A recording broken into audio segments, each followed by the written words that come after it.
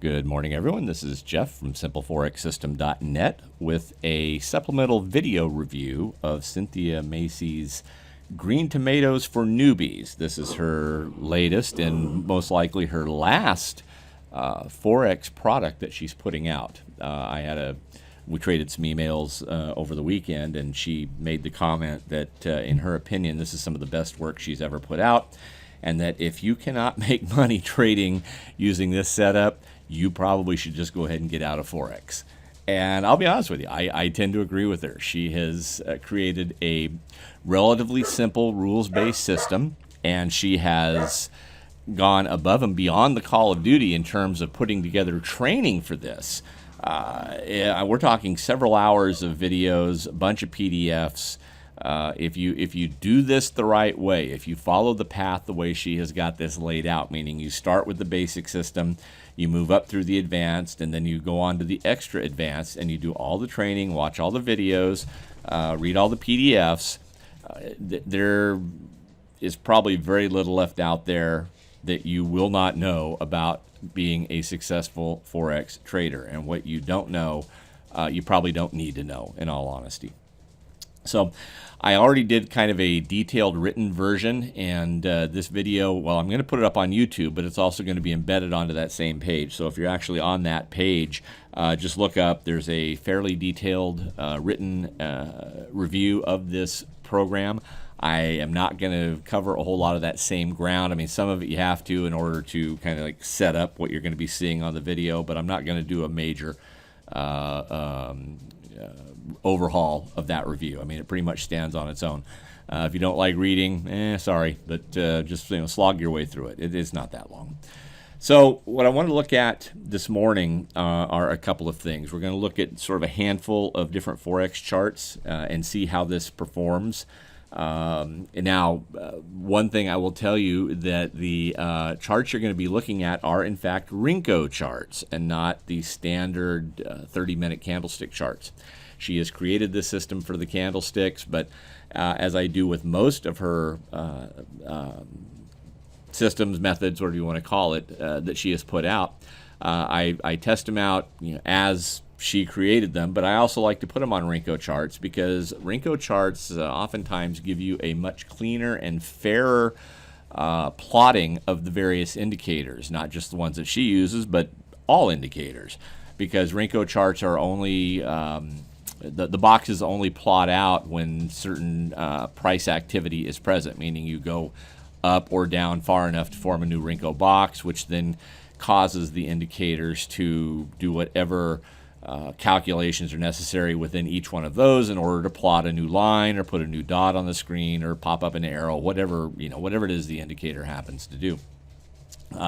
You don't get that on the time-based charts because on the 1-minute chart, on the 5-minute chart, every time a minute passes, every time 5 minutes passes, a new candlestick opens. And this forces the indicators to all go through those same calculations again, even though price might not have gone anywhere. And oftentimes what you get in those situations is relatively tight ranging prices and a whole bunch of signals going in both directions, and reality is not much is really happening at all on your charts.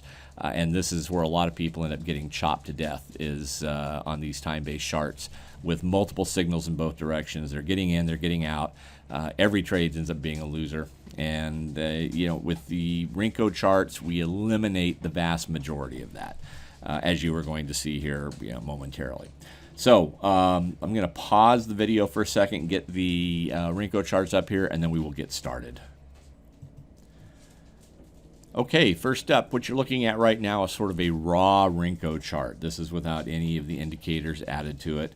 This is for the pound US dollar, and these are 10 pip Renko boxes. And what that means is price has to move up 10 pips for a blue bullish box to close, or it has to drop down 10 pips for a red bearish box to close. You'll see that here in just a second. I wanted to put the raw chart up for a couple of reasons. Number one, I wanted to show you what it looks like once you load a template, how you get the transformation into a more easily readable chart. But the other thing I did, the only reason I did this is if you can look down here at the bottom, you're going to notice that this chart that you're looking at right now goes all the way back to August 15th through this weekend. September 20th was Friday when the markets closed. So a month and, 5 days worth of trading, all condensed into, one chart. And I will tell you that is extremely unusual, especially for the pound dollar. But anybody that's been paying attention to the pound pairs knows that the pending Brexit issue that is supposedly going to resolve itself on October 31st of this year, but is looking more and more likely to be kicked down the road for several more months afterwards, has caused the pound to really not be a very good pair to be looking at to trade. I mean, it has its days, but it also has a whole bunch of other days where it really doesn't go anywhere and do anything. But I picked this particular chart just simply because I wanted a pound chart to put up here. We'll look at some other currencies as well. And I needed to start somewhere, but I wanted to tell you, put that out right now, that if you are an aficionado of trading the pound, you're probably not real happy with the way things have been going for the last several months. But anyway, let's go ahead and put the basic chart up onto this raw Renko chart. You just right-click, you choose template, and I'm going to go with just the basic chart here. And we're going to give it the time that it needs, and there we go. We have a Cynthia's basic green tomatoes for newbies.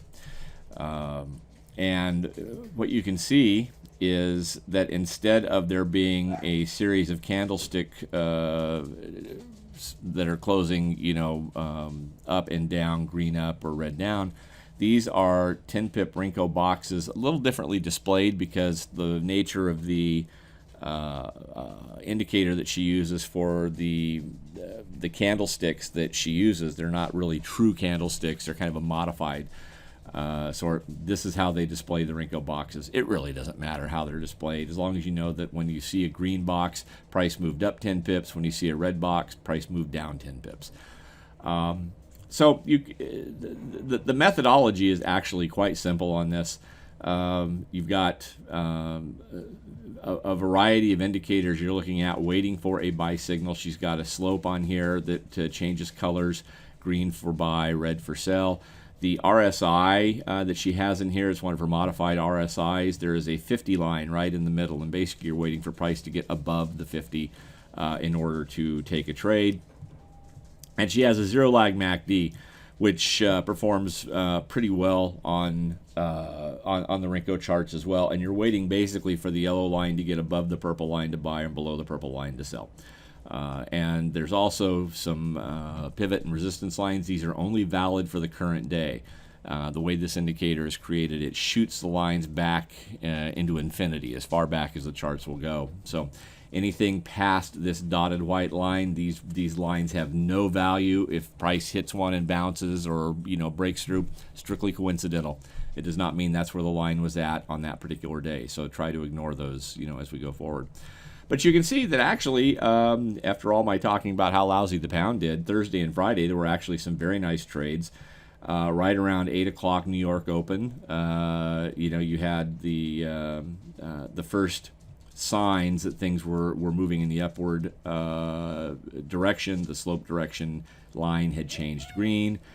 It was right around here at this point, and that would be at, if this will show up here, right at 9 o'clock, the RSI broke through the 50 line, and it was at, if I can get this to cooperate, 9:01 that price broke through on the MACD, and so this gave you a shot at getting into like 5 candles. That's 50 pips, and it would have taken you until early afternoon to reach there, but it did what it was doing, what you wanted. It moved up, went up pretty dramatically. Whereas over here on the Friday morning, and this is going into the London session, basically things began to turn down. You can see right here is where the RSI cross, which would have been on this particular candle right here. The MACD had crossed much earlier in the session. The the slope direction line had already crossed earlier. You did in fact get a sell signal here. It reversed on you, went one candle in the opposite direction, so you had a 20 pip drawdown. But if you were able to ride that out, and you should have been, because if you're trading 10 pip Renko boxes, you're probably using a 30 or 40 pip stop loss. By writing that out, you got back to break even by about, what is that, 10:30 in the morning local time, and here on the East Coast that would have been about 5:20, 5:22, and you can see another 50, 60 pip move to the downside. So Renko's really do a pretty good job of eliminating a lot of that time-based noise, which gives you all those conflicting signals, and can, if you're truly following them and truly buying and selling each time you get a signal, time-based charts can hack you to pieces. So anyway, but going backwards here, just to show you, this is the pound. Again, the pound dollar. Nice one earlier in the week, not too bad here, but as we go deeper back, this was an entire day's worth of trading. This was an entire day's worth of trading. Another decent day there. Actually, there were a few of them that weren't too bad, but entire day trading in about a 40 or 50 pip range. That's pretty tough with the pound dollar. Usually, you get a lot better than that. But just scrolling backwards, you can see that there were a lot of options. You had a slope direction line that changed on August 30th into sell. It remained in sell mode until September 3rd. So really, you're just looking for sell trades, and probably getting out once you have a box or two in the opposite direction. That's like a 30 pip stop right there, but you can get right back in. So I mean, this has done a very good job of highlighting a lot of these trades, and if you get into a little miniature trend like this, you can really clean up. Now let me take a quick look at some of these others. Then I want to get on to the one aspect of this where I think this really shines. This is the Australian-New Zealand pair. I only picked it because I needed something that wasn't pound or US dollar. You can tell that it does a good job of highlighting some trades, and certainly had you bought back here in early September, would have been holding on to that trade for 4 or 5 days. But I mean, you got quite a few pips out of it. I think ended up being well over 100 pips on that move. But you can see that this pair does not have a lot of activity, and generally Australia-New Zealand pair, your activity is probably going to come in the evening when Australia and New Zealand are both open for business. And when I say evening, I mean Eastern time. I'm here in the Eastern U.S. and Florida, so for me it'd be 5, 6 o'clock in the evening when they open. But you can see not a lot of boxes formed in any one given day, so probably not that great of a pair to follow. Euro yen, a little bit better. There's been a little bit more activity on the euro yen lately than there has been on any of the pound pairs, and so you can see there's some really nice little trades that have been set up here. Couple of quiet days, which again, not a real surprise. We've had several of them. This is also summer, into summer, first part of September. So you expect some quiet days right around then, but you can see there's just been some tremendous trades that have set up. Another pound pair, pound New Zealand. I put that one in because I've been getting a lot of emails from people saying, hey man, the pound New Zealand is really active. It's kind of like the way the pound yen used to be before the pound yen died, which the pound yen basically has in fact died, it seems like. I mean, there's still little spurts of activity now and again, but a lot of flatlined trading there as well. So if you're looking for something to trade, pound New Zealand is probably not a bad one to take a look at, because it is in fact quite active, and this has done a very good job of highlighting a lot of the buys, or a lot of the entries, for buys and sells. And you may not get a lot of 100 pip moves on this, but you're going to get a lot of 30 and 40 pip moves this way if you chart it out with Renko.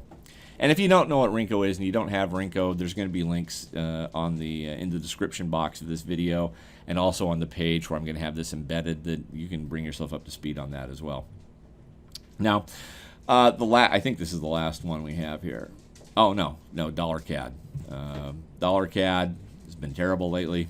Not a lot of activity, but to its credit, what it does, it opens in one direction and more or less stays in that direction through a good portion of the day. Or once it does change, it changes for 40 or 50 pips. And so if you're following closely, you're probably not going to get 40 or 50 on this one, but if you're looking for a way to get 20 or 30 pips, this is not a bad one to take a look at. But you can see a lot of very quiet days on the dollar CAD. Not a lot going on. So now let me go ahead and get to this last thing because Cynthia did bring this up. I'm going to pause the video, set the other charts up, and we'll be back. We'll talk about a way you can make a lot of money with this. So hold on just a second. Okay, we're back, and I'm going to try to quickly go through this because I can see now we're at about 15 minutes into this video that I thought was only going to be about 15 minutes long, but I think I blew that call. What you're looking at right here is the U.S. index or U.S. 500 index chart. Now, what this is this is the Forex version of trading the S&P 500. Anybody that's familiar with trading futures, or maybe you're not familiar with trading futures, but the E-mini, the S&P E-mini is a huge vehicle for people that trade the futures markets. Oil and E-mini are right up there at the very top. And I'm using the E-mini as the example because we're at a stage right now where there is a lot of concern about the stock market in the United States. Every time it has a bad day, all the Chicken Littles start running around screaming the sky is falling, and every time it has a good day, all of the bulls are out there screaming that next stop is going to be S&P 4000. Really what it comes down to is nobody knows what the hell's going on, and that's great for us as traders because what it means is there's a lot of volume and a lot of activity in both directions. Now, this is a 30-minute chart for the U.S. 500 index. All right, and if you're looking at this, you might be thinking, well, okay, how do I know what to do with this? Now, on a bear chart, you might not. Okay, in all honesty, the best time to be trading this is around 9:30 in the morning, which starts about I think about right here. If I can get this thing to cooperate. That's 9. So this is the 9:30 candle. The reason I say it's the best time is, if you know anything about Forex, there is no centralized Forex market. Forex is just a series of computers hooked up between banks and major trading institutions. They make the market. People buy, people sell. 24 hours a day, 5.5 days a week. That's the Forex market. Okay. Now, there is a similar overnight market for the S&P and oil and all the other futures and all the other stocks and all the other exchanges. But the massive amount of volume, in these instruments only takes place when their specific market is open, and that's 9:30 in the morning Eastern time. If you live somewhere else, it's going to be up to you to figure out what time that is in your local time zone. But from 9:30 till about 11 or 11:30, and then generally again from about 12:30 to 2, there is a lot of activity, and it is very tradable activity, and generally it is tradable activity in both directions.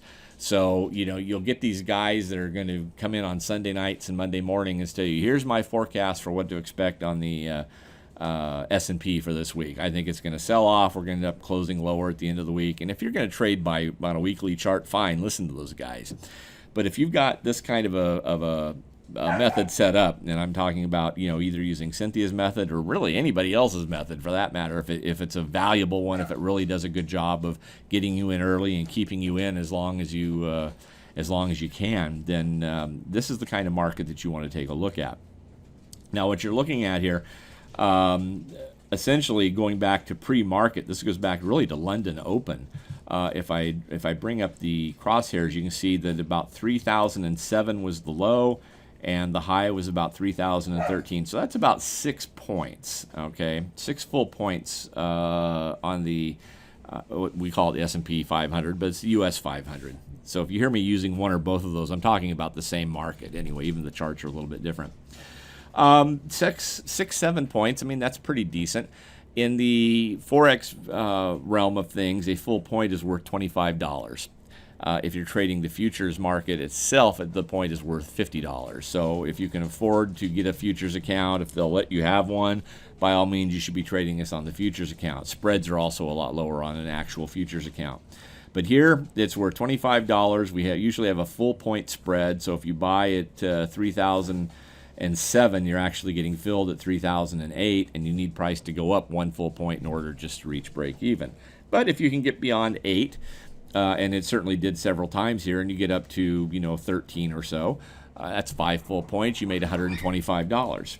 Okay, but you can see how there was quite a bit of activity both up and down, both directions. You might notice a gap here in the middle, by the way. There actually was a candle there. It opened at 3007.56. It closed at 3007.56. Literally, there is no activity on this candle. It went up a little and down a little, but came right back to the open and close, so you really can't see anything there, not even a tiny green line, because it didn't close a penny higher or lower. It closed right on the number. Very unusual, but it does in fact happen.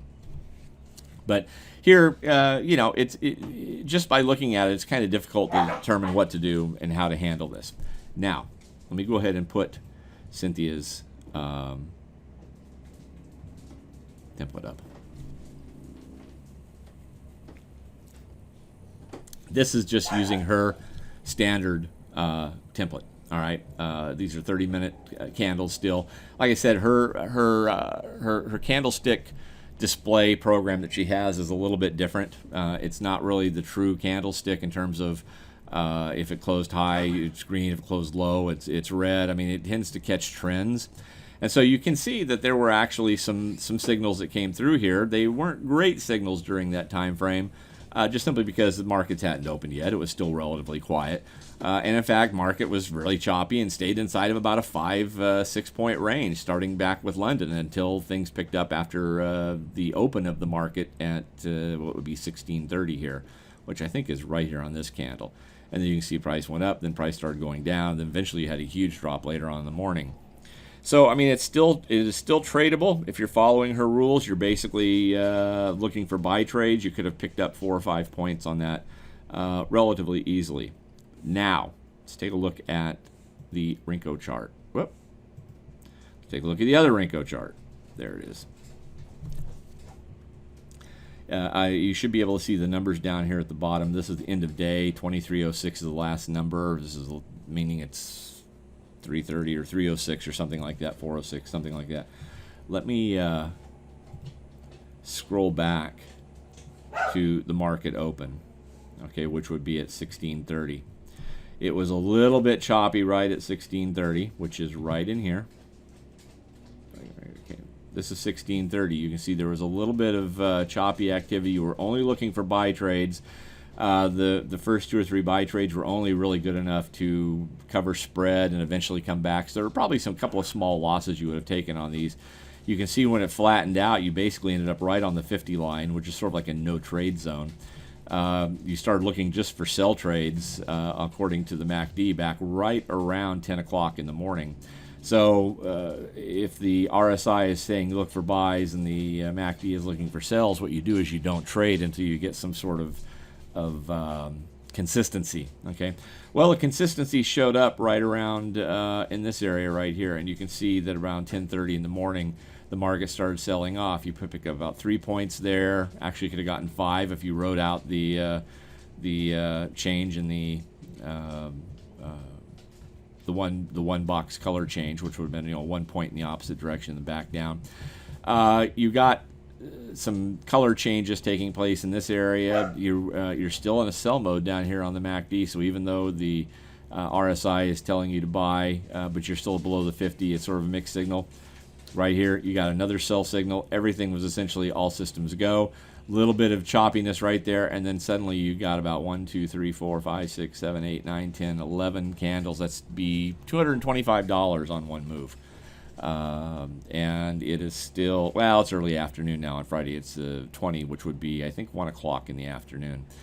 But if you scroll backwards on this chart, you can see that, especially if you get back into the 1630, which would be about right here, some nice buy trades. Around 11:30, 12 o'clock, things began to sell off, and you can see, I think I mentioned between about 12:30 and 2, there's usually some decent trading. There's some nice little sell trades there. So by sticking to the rules and only buying when, all systems are go for either a buy or a sell trade, you end up missing out on a bunch of the smaller choppy trades and generally just catch some of the better trades. And if you go with the advanced system, and this is where Cynthia has brought in all of the CFD charts, which would be the US 500, the US 30, which is the Dow, the US Tech, which is NASDAQ, oil, even applies really to gold and silver for that matter. if you pick up that advanced system for that, then she has added that what we call a filter, an extra filter, which basically is going to say that yes, you get these signals on the 30-minute chart, which is where the signals come from, but they also have to align with the same trend has to be on the 4-hour and the 1-day chart. So I mean, it's pretty solid. Basically, you're only trading in the direction of the overall major trends, and I think it's a huge benefit on this. So, and again, you may end up missing out on some trades that you thought were pretty good and you wish you would have taken, but I think you're also going to end up missing out on a whole bunch of trades that you shouldn't have taken because they end up being losers, small or otherwise. So it's definitely worth it to get that extra advanced system and be able to start trading the US 500 and oil for that matter. Oil is a little tougher in that it's a huge spread on oil. Spread usually runs anywhere from 7 to 13 cents, which means you need a huge move just to get to break even, and then you need more after that. With the US 500, you need basically 1 point. And a lot of these moves are 6 and 7 and 8 points in one direction, so you easily cover that and can still pick up quite a bit on the other side. Now, very quickly, if you have a U.S.-based broker, whether that be Forex.com or Anda US, and I think is it IC Markets or IG, one of there's somebody new that's in this area. I don't think any of them offer this. Okay, you're going to pretty much have to go offshore. So there's FX Choice has a great lineup. Hugo's Way has a pretty good lineup, although I'm not a huge fan of Hugo's Way in all honesty. Trader's Way has oil and gold, and that's about it. So, I mean, FX Choice is probably the best place to go for U.S.-based traders that are looking to trade the U.S. 500 charts. Volumes through FX Choice are huge on this, and so there's never really an issue about getting filled or getting in or getting out.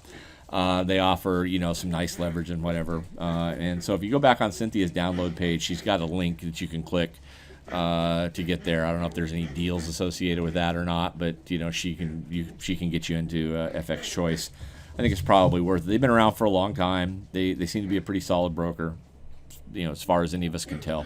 So I think that's probably the best way to go. Now I'm going to have all these links on the page. If you're watching this on YouTube, if you will go look at the description box, there'll be a link to a page that you can go to, and you can find all the links for this stuff as well.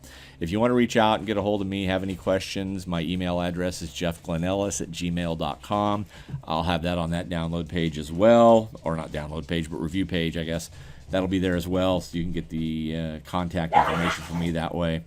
So anyway, I hope you found this to be helpful. I think it is. She has put together a very, very solid system, and I mean, certainly if you can trade the U.S. Index 500, and if you'll switch to Renko's using it, I think you're going to find yourself in a position where most days, especially right now with the market being in flux the way it is, getting 10, 12 points a day out of this is not all that difficult to do. And at $25 a pop, you could be having some of your most profitable days ever trading, off a Forex broker, crazily enough. So anyway, like I said, hope you found it helpful. And if you have any questions, drop me a line. I'll do what I can to get you some answers back as quickly as I can. So thanks for watching, and hope to see you again soon. Bye-bye.